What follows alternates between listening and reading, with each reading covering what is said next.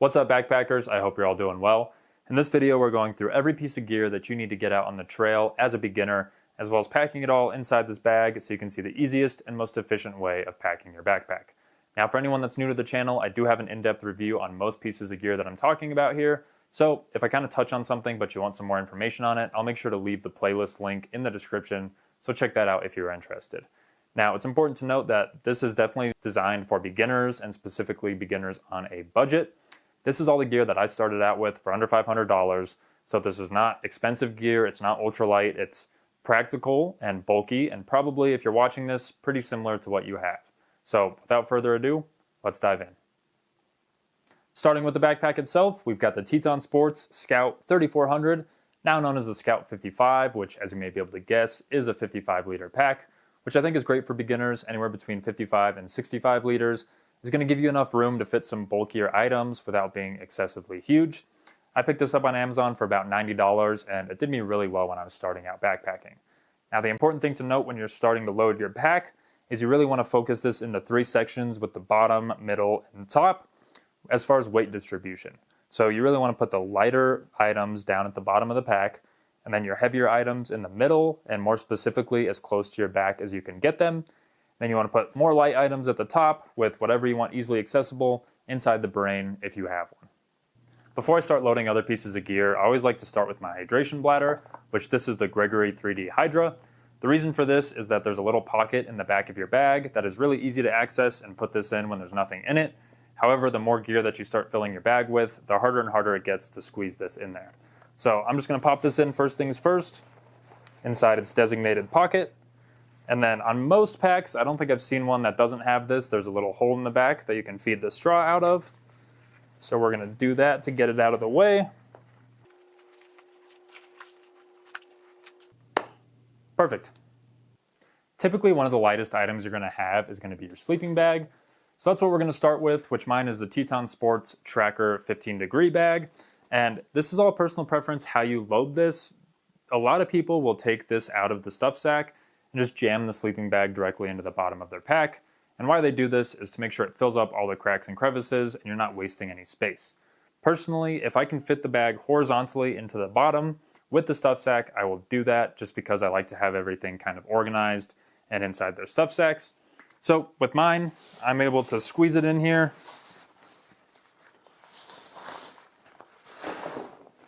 And then I'm able to turn it horizontally. And another thing that this does is it creates a really good base on the bottom of your pack, so that when you set it down, it makes it so that it doesn't fall over as easily.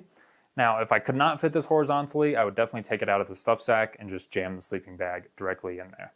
The sleeping bag takes up pretty much the entire bottom compartment, so we're going to move on to the middle, which is where we're going to focus on some of the heavier pieces of gear, starting with the Gear Doctor Apollo Air sleeping mattress. We're going to put this in also horizontally, and what we're going to do is try and shove it as far to the back of the pack as we possibly can. So the sleeping pad does not fill up the entire row of the bag, so what we're going to do is take a couple other items that we can put in front of the sleeping pad to really maximize our space. First up, we're going to put in the REI FlexLight chair.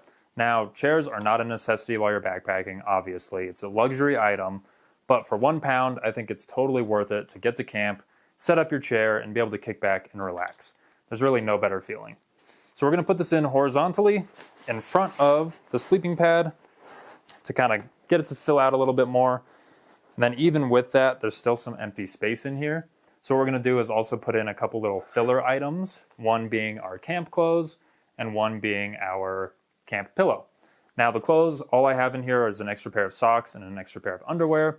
Depending on how long you're going to be gone for, or if the temperatures are going to get colder at night, you may want to bring an extra layer or some thin sweatpants, some long johns, something like that. But whatever it is, it's a great filler item, and this is another thing that some people don't put in a stuff sack. They'll just jam their clothes in wherever they fit, which, if you want to do it that way, perfectly fine, but personally I like to have all my stuff really organized, so we got that. We also got our Cocoon camp pillow we're going to squeeze in here. And as you can see, now it's puffing out, so we're not wasting any space there, and we can move on to kind of the top section. Moving on to the top of the pack here, not only should it be relatively light, but it should also be something that you want easily accessible while out on the trail. So that's partly why I put my chair so close to the top, is because sometimes when I'm hiking and I'm stopping for lunch, I want to take out my chair and just enjoy that long extended break.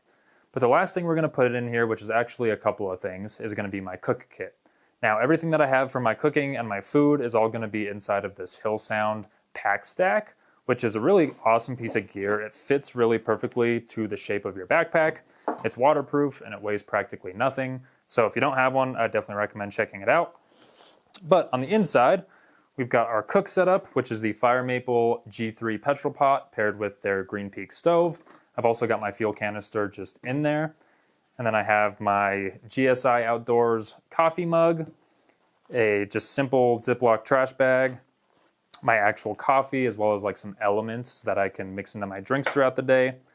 I got some dish soap, a lighter, some bear rope so I can hang up this entire bag during the night, and then also a long-handled titanium spoon, which if you do not have one of these, I would absolutely recommend. Makes it super easy to eat your dehydrated meals and not get your knuckles all dirty. So we're going to load all this stuff back into the bag here. Just kind of toss that in here. And now I don't have any dehydrated meals on me, but normally they would go in here as well. But we'll go ahead and zip this guy back up. And then we'll top this off. Usually it's a little bit more full with the food, but there's still plenty of space if there were food in here. Just kind of throw that on the top of the pack here. And the reason I like to put my cook kit at the top is also because when I stop for lunch, everything that I need is there and ready to go. So then that's it for the insides. We're going to go ahead and use the drawstrings here to close this up. And some more drawstrings on the outside. Okay, so that's it for the inside. Now we can go ahead and start loading up some of the side pockets and the brain.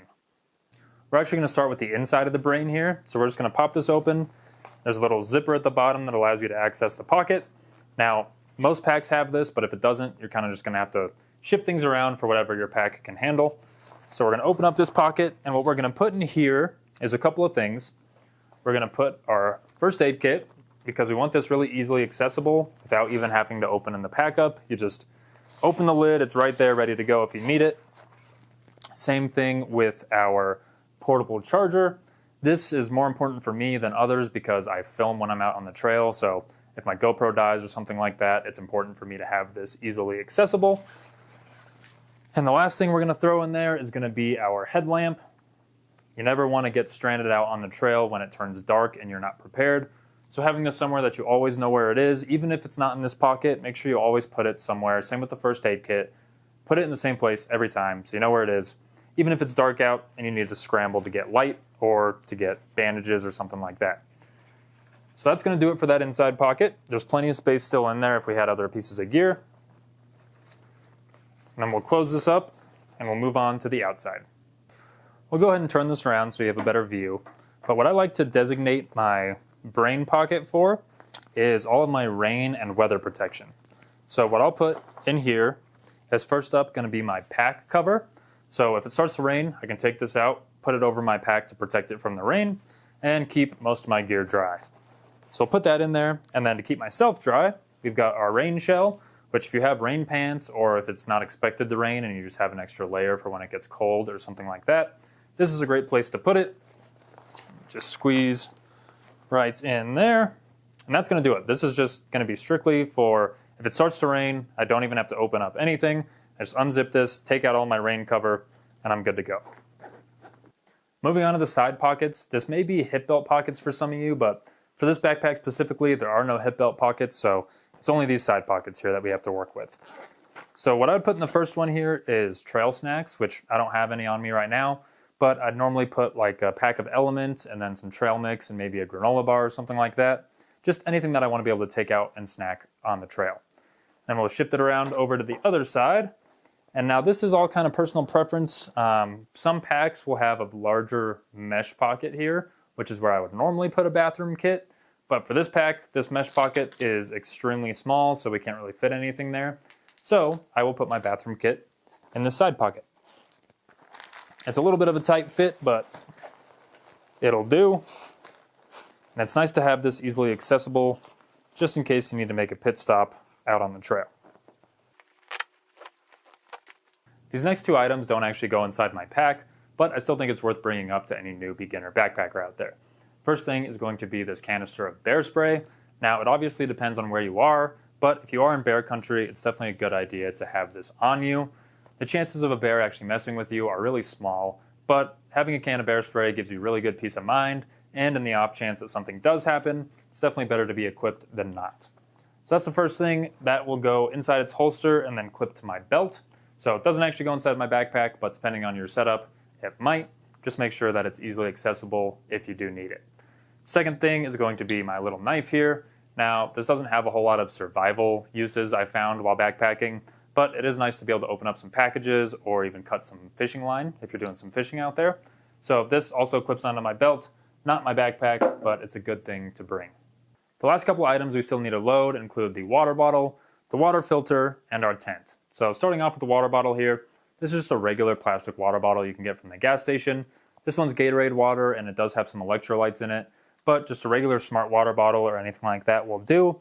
They're super cheap, lightweight, and easy to replace if needed. And then for the water filter, we've got the Katadyn Be-Free, which is probably my favorite personal water filter to use. Packs down super small, and normally I would like to put it in my water bottle pocket with the bottle itself, but these pockets are pretty small, so we're going to put it up in this front mesh pocket here.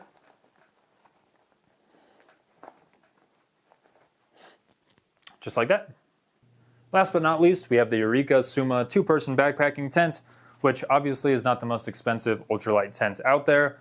I think this was like $120, but this is probably similar if you're just getting into backpacking, especially on a budget. You'll probably have to attach it to the outside because it's going to be quite large like this.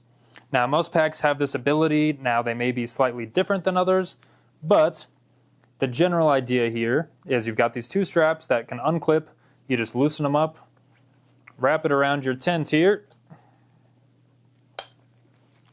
on both sides, and then just tighten these up so it doesn't fall off while you're hiking.